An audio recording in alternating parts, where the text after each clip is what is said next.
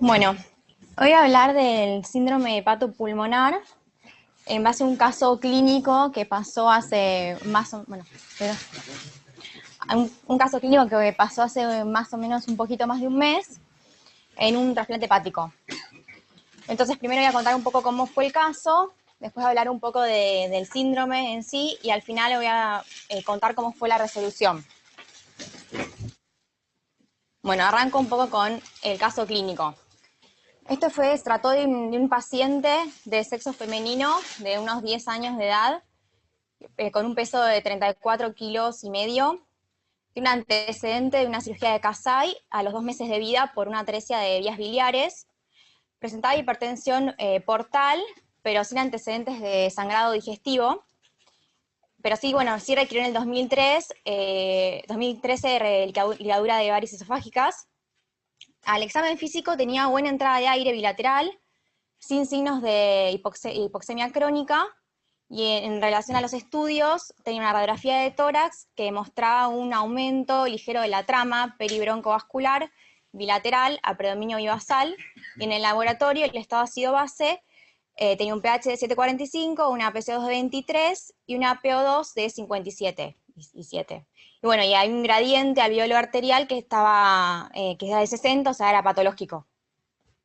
Bueno, acá resalto el tema de la PO2, que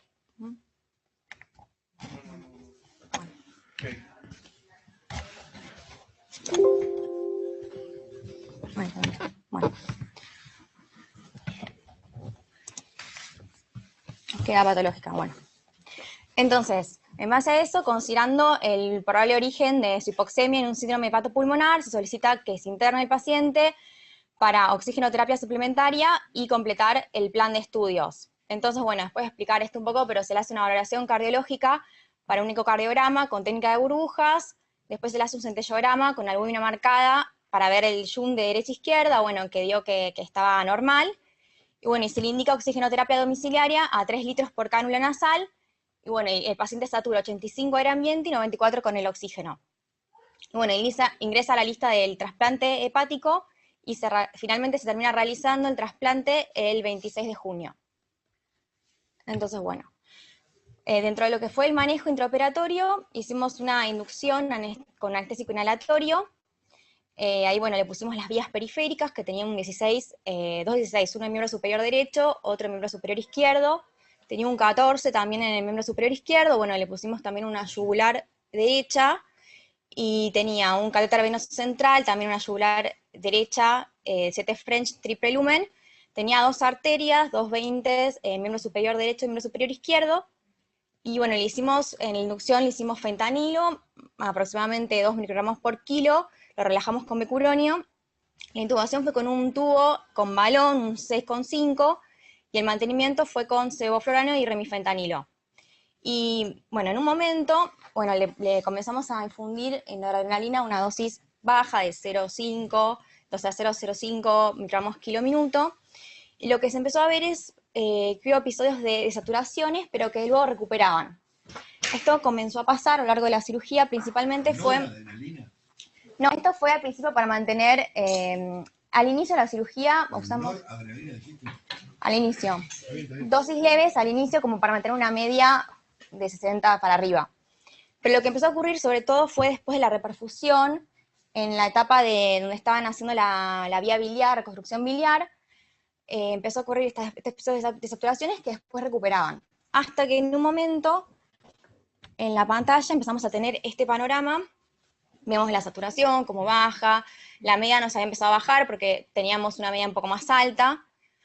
Bueno, ahí ya estaba con una dosis baja también de adrenalina que le habíamos puesto inicialmente, y bueno, y unos minutos más tarde empezamos a tener este panorama de nuevo. La saturación mucho más baja, la media más baja, bueno. ¿Esto es durante reperfusión o ya habían...? No, ya estaban haciendo la reconstrucción de la vía biliar, ya quedaba poco de cirugía, pero ya había ocurrido la reperfusión, ya había pasado. Esto fue como la saturación más baja. Y también estaba en 100 acá. Estaba en 100 de FIO. Y bueno, le hicimos también los gases arteriales y acá la PO2 daba 47 en este momento, cuando al principio estaba en 200, 150. PO2, sí. Con esta pantalla. Bueno, entonces estuve haciendo una investigación, leyendo del tema. Bueno, entonces empecé a hablar un poquito del síndrome. En realidad, lo que quiero comenzar a hablar es que en sí, dentro de lo que es la enfermedad hepática, hay un subgrupo de pacientes que desarrollan alteraciones vasculares pulmonares. Entonces hay dos síndromes principales, que son el síndrome de hipertensión portopulmonar y el síndrome hepatopulmonar. Bueno, el de síndrome de hipertensión portopulmonar solamente lo nombro para diferenciarlo, que se presenta, bueno, porque hay un aumento en realidad de lo que es la presión pulmonar media, mayor a 25, pero tiene una presión capilar pulmonar normal, es menor a 15. Y lo que sí es característica es la resistencia vascular pulmonar, que está aumentada. Y en sí lo que vamos a hablar hoy es del síndrome hepatopulmonar, que principalmente hay una tríada que es característica, que es la presencia siempre de enfermedad hepática y la presencia de dilataciones vasculares a nivel intrapulmonar, principalmente a nivel capilar y precapilar y a nivel de las bases pulmonares, con alteraciones en el intercambio gaseoso que llevan a que haya un gradiente de alvéolo arterial. O sea, que generalmente es mayor a 15 este gradiente que se genera. Eso es lo más característico. Entonces, está presente en alrededor de un 10, un 32% de los pacientes con enfermedad hepática, y lo que es importante es esta asociación que tiene con la hipoxemia progresiva y una elevada mortalidad. Y la mortalidad después vamos a ver que también tiene que ver según el grado de hipoxemia, con una PO2 menor a 50, mismo para hacer un trasplante, la mortalidad es mucho más grande. Y bueno, y la fisiopatología se debe a varias causas. En sí hay un desbalance entre lo que es la producción y eliminación de las sustancias vasoactivas. La principal es el óxido nítrico, pero también hay otras, sustancia P, péptido natriurético, hay varias, y agentes inflamatorios también. Se produce una liberación excesiva. Lo que se vio fue en estudios que se estudió este fenómeno, una relación entre las sustancias liberadas por el hígado con toda la parte de la vasoconstricción y vasodilatación hepática. Entonces a las ratas se les obstruía el conducto hepático y lo que se veía es que había una liberación excesiva de endotelina del hígado que se unía a los receptores B de las células del pulmón y eso liberaba óxido nítrico. El óxido nítrico era el principal factor que vasodilataba y generaba estas anomalías a nivel de las bases principalmente.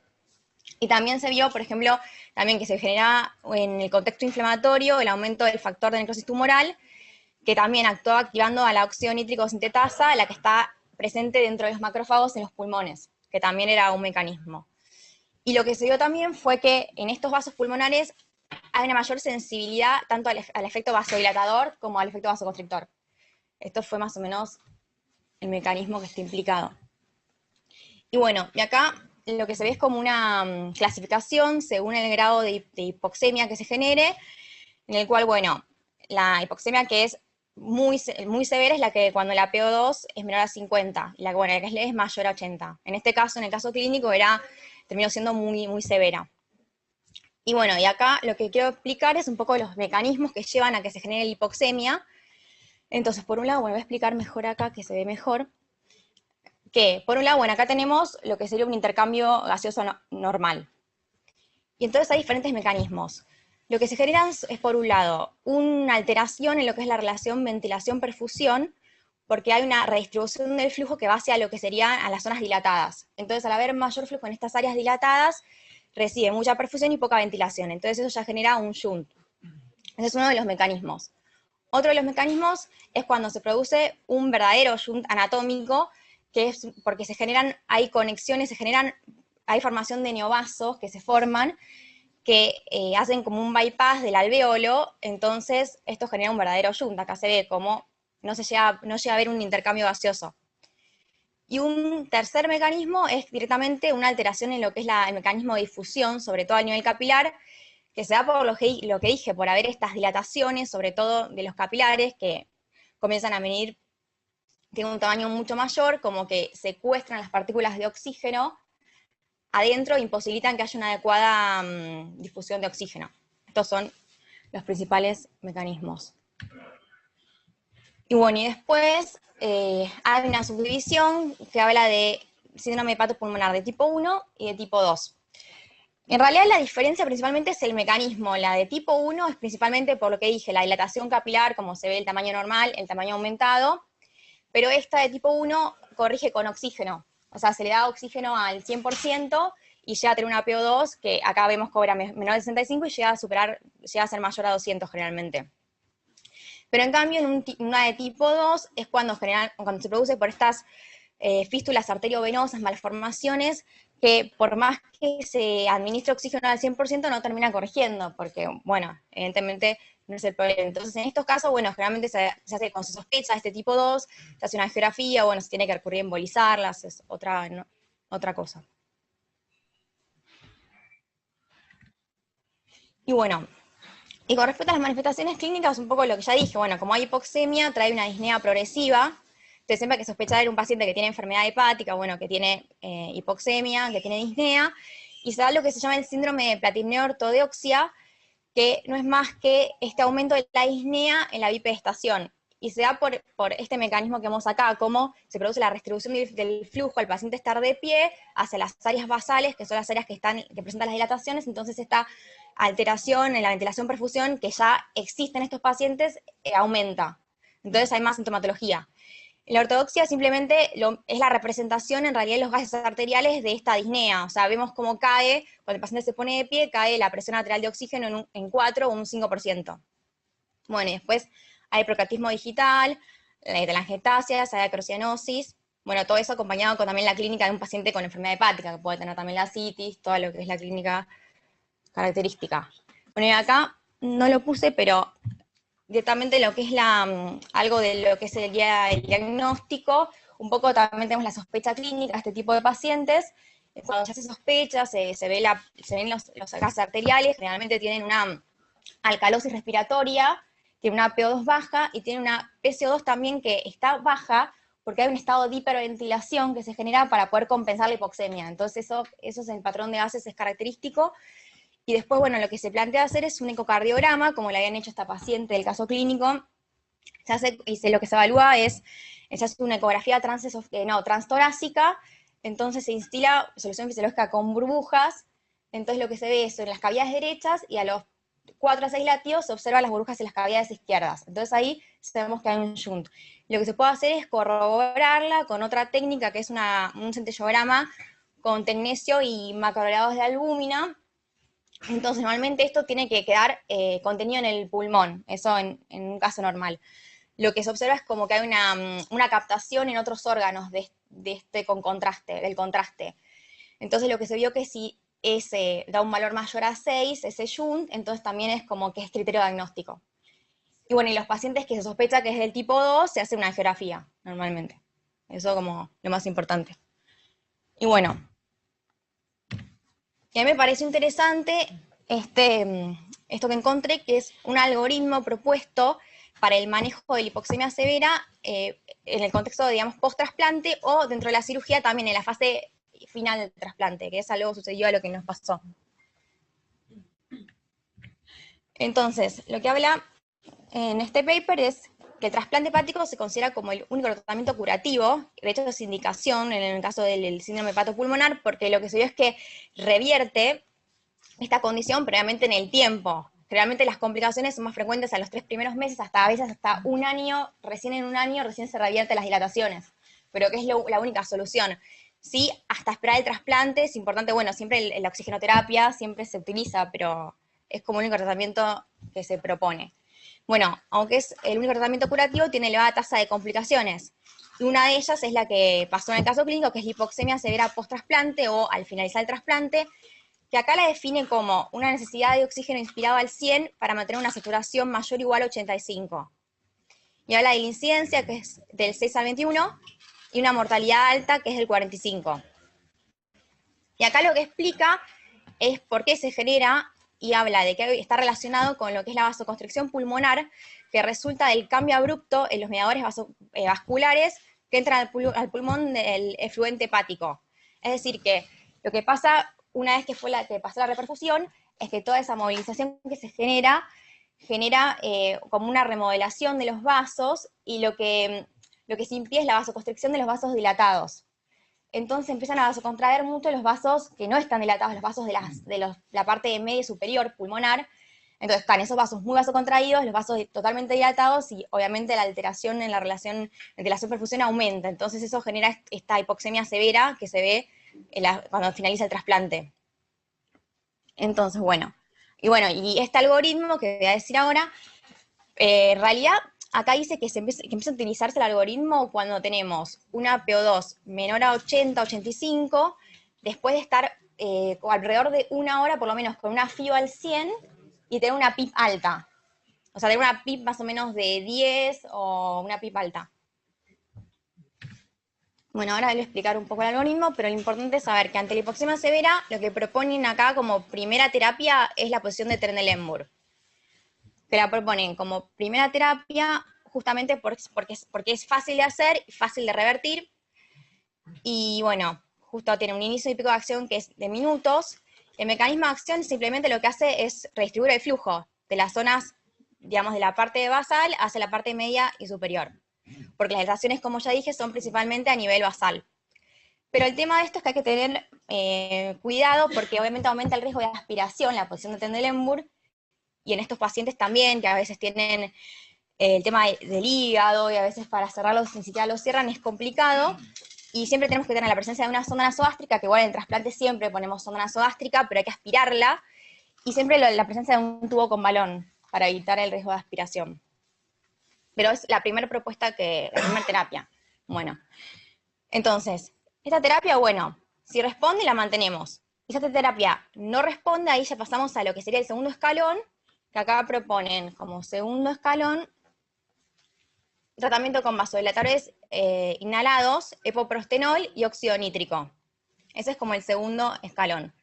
Entonces, también tiene un inicio y una acción que es de minutos, es rápida, y lo que hacen es actuar preferentemente vasodilatando los vasos normales que están en la zona media y superior, que también son las áreas que están mejor ventiladas, y de esta manera redireccionan el flujo desde lo que serían las bases pulmonares, que ya están dilatadas al máximo. Lo que plantea es eso, que no actúa tanto a este nivel porque ya esos vasos no responden porque están dilatados al máximo, entonces actúa sobre los vasos de la zona media y superior.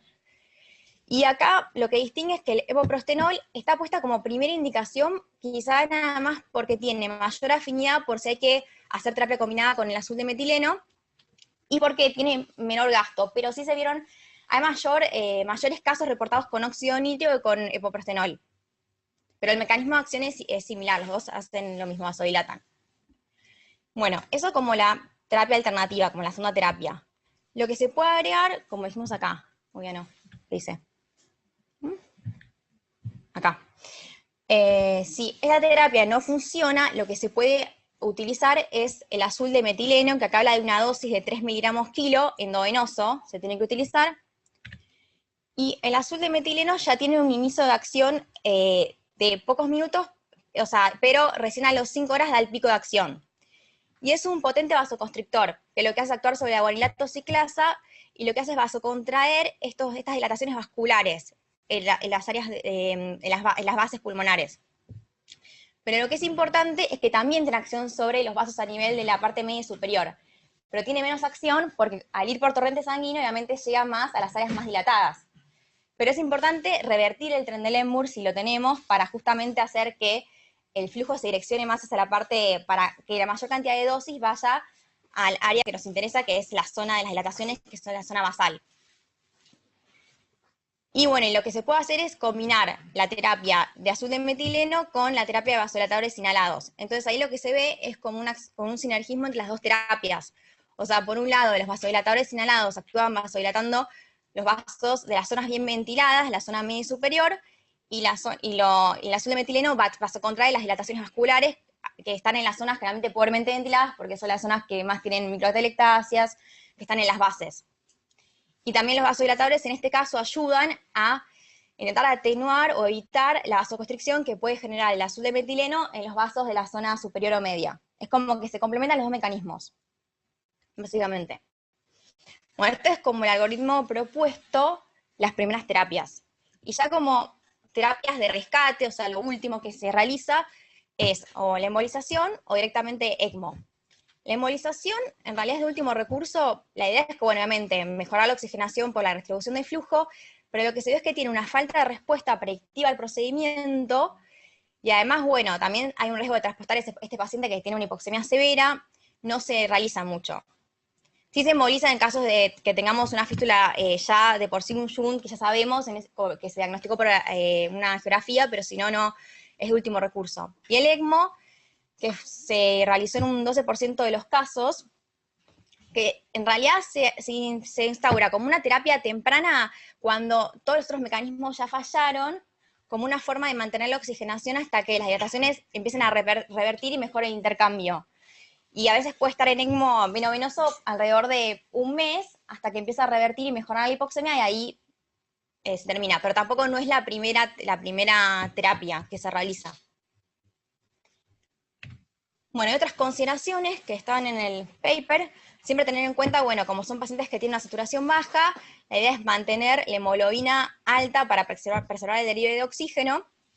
Eso es importante. Y bueno, y después las limitaciones que tiene este estudio, este algoritmo, que es, o sea, se utilizó en pacientes intubados, y bueno, como los pacientes que no estaban intubados, se evaluaron estrategias alternativas de ventilación, como la ventilación de alta frecuencia, pero tuvo resultados inconsistentes, o sea que no se llegó a ninguna determinación.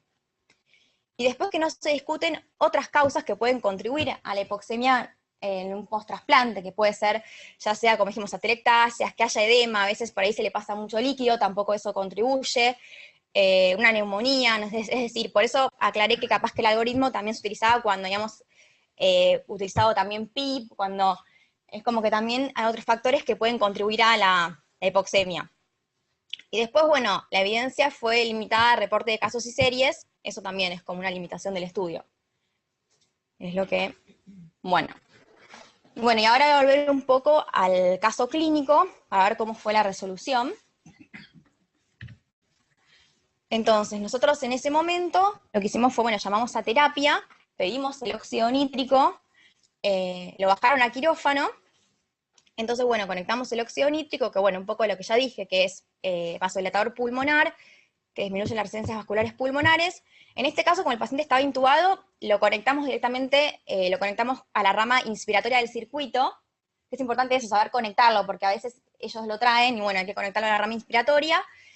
La dosis es de 20 a 40 partículas por millón. Lo que se vio es que ya una dosis de 2 a 5 ya baja la resistencia vascular pulmonar, pero la dosis que generalmente se trabaja es en esta. Y bueno, pero lo que importa aclarar es que también se puede administrar en pacientes que no están ventilados con una máscara facial. Bueno, nosotros hicimos eso, y al cabo de unos minutos, el panorama ya era diferente. Se había respondido, una saturación aumentó, nos aumentó la media, le sacamos unos gases arteriales en ese momento, y ya la PO2 ya había aumentado a 200, o sea que había respondido. Justamente este algoritmo que dije también planteaba que una forma de evaluar la respuesta a la terapéutica era, bueno, fijándose justamente los gases y tenía en cuenta lo que era la PAFI después, que tenía que aumentar en un 20%. Bueno, acá vimos cómo después de la terapia con óxido nítrico la paciente mejoró la saturación. La paciente se fue de quirófano con el óxido nítrico y estuvo con óxido nítrico en terapia, y después, bueno, tuvo que reingresar porque tuvo muchas complicaciones, pero bueno, ahora ya, después de más de un mes, ya estaba mucho mejor. Pero bueno, necesitó de óxido nítrico para poder superar su... Nosotros no hicimos ninguna otra terapia, no hicimos trenelemur ni nada, solamente con óxido nítrico, y resultó. Pero bueno, ese fue el caso. ¿Eso qué es? ¿Un hígado? ¿Un Sí. corazón acostado? Un hígado. Un supuesto hígado. ¿Preguntas? No, nosotros tuvimos hace 2 semanas en intervencionismo, tuvimos para estudio un síndrome hepatopulmonar. No me acuerdo si un varón o una mujer, pero era un varón, ¿no? Venía a medirle presiones pulmonares, digamos, para ver si era candidato a trasplante. Era de tipo 2, ahora me acuerdo el síndrome hepatopulmonar. lo que me llamó la atención favorablemente, el chico traía una bomba, con una bomba subcutánea, una mini bombita, que están usando aquí con un agonista, sí, una proteína sintética, ¿sí? Y la verdad que lo dormimos sin ningún inconveniente, se midió presiones, se le hizo test de adenosina, que respondió, lo cual va a ser candidato. Es interesante porque la estabilidad que vi, digamos, con esa bombita subcutánea, es particularmente interesante la forma de administración, porque es un fármaco que se puede administrar a temperatura ambiente, no necesitas catéteres intravenosos. Es algo, acá lo está desarrollando la cardióloga Dora Hack, para ver, no solamente pacientes con síndrome de pulmonar, sino pacientes con hipertensión pulmonar, digamos. Sí. Una estabilidad hemodinámica extraordinaria. El chico ya hacía varios meses que estaba sin crisis, según la mamá. Es algo para tener en cuenta, para ir estudiándolo con estos inhibidores estimuladores de receptores de frutaciclina. Sí, lo que me paro porque para darme de prospinil, lo que hay que tener en cuenta en estos síndromes es el paso directo del shunt cuando uno hace drogas intravenosas. Claro. El pulmón, que es un órgano, digamos, que metabólicamente muy activo y que capta medicación, acá la medicación shuntea, con lo cual, o sea, no solo la inducción inhalatoria se hace más difícil, sino que cualquier, por ejemplo, una transfusión de sangre, esto para los cardiópatas especialmente, las transfusiones bajan mucho el calcio muy rápido, sí, y enfrían también. Eso va directo a la coronaria. Entonces, si uno tiene una depresión cardíaca, esto lo deprime más. Hay que tener cuidado, o si uno va a hacer una transfusión que con sangre que está así tratada, hacerle calcio, medir el calcio y calentarla. Así que muy bueno. ¿Alguna pregunta sobre esto? Estamos bien, bueno. Lo quería comentar que seguimos avanzando para buen día a los que nos escuchan fuera de la General Paz. Ya estamos avanzando mucho con el seminario para el año que viene. Va a ser 13 y 14 de abril 2018. La idea es que los talleres sean el viernes y todas las charlas sábado. Esto el sábado lo tomamos de como se hace en muchas partes en el extranjero, por dos motivos. En el extranjero, primero, porque nadie quiere dejar de trabajar y entonces el sábado es mejor. Acá el primer motivo es que no nos agarre un paro de nuevo. Y en cambio, como los sábados no hay paro, vamos a estar seguros de poder dar las charlas sin tener problemas. Así que bueno, vayan agendándolo, viernes y sábado de 2018. Si la cosa va bien, podemos agregar un día más o más charlas el día viernes. E inclusive invitar más extranjeros. Ya confirmó el doctor Lerman, ¿sí? Del Coté Lerman. Bueno, Jerry Lerman, nos confirmó que viene. Confirmó también el doctor Juan Cata, que es de Houston. Houston ahora está considerado el mejor hospital pediátrico de Estados Unidos en el último ranking. Y él hace investigación básica de cáncer y anestesia, inmunidad de anestesia, así que nos va a hablar de eso. Entonces, y este es un hospital que tiene una alta incidencia de pacientes oncológicos. Entonces vamos a armar todo un bloque de oncología, inmunidad y anestesia.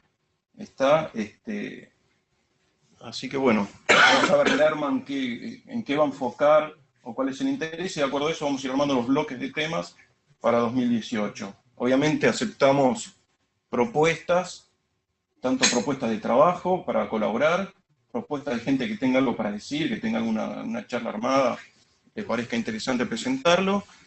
Y bueno, están todos invitados a participar. Por lo demás, ¿alguna otra cosa? No. Bueno, Vicky, muy bueno. Aplauso. Bueno, gracias a los que nos escuchan. Y nos vemos el primer jueves de septiembre. O nos veremos en el Congreso Argentino. El que va. Ay, hablando de eso. ¿No es argentino? Estoy preguntando por todos lados. ¿Quién es? No, hablé con Ad.